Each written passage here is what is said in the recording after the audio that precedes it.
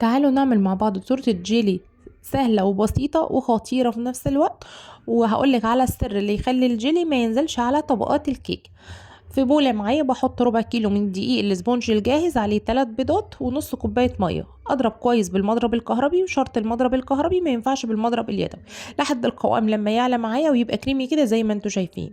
بجيب الصينية بتاعتي بدهنها طبقة خفيفة من الزيت، وبحط عليها ورقة زبدة، وانزل بخليط الكيكة، واخبزها في فرن ساخن مسبقا على درجة حرارة 180 لمدة تلت ساعة. في بولة بقى بحط كوباية من الكريم شانتيه، عليها كوباية من السكر البودرة، معلقة صغيرة من الكريمة اللباني، ومعلقة صغيرة من الباستري كريم، كوبايتين من المية الساقعة، واضرب كويس قوي لحد القوام لما يبقى كريمي معايا. وبعدين بحط الكريمة تسقع في التلاجة.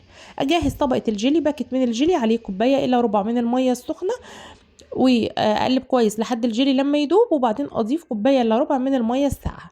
بسيب الجيلي يبرد شويه في التلاجة، وبعدين ابدا بقى ان افرد طبقه الكريمه على الكيكه بتاعتي. طبعا الكيكه بتكون بارده، واتاكد ان انا كده قفلت من الجوانب عشان الجيلي ما ينزلش معايا من الجناب.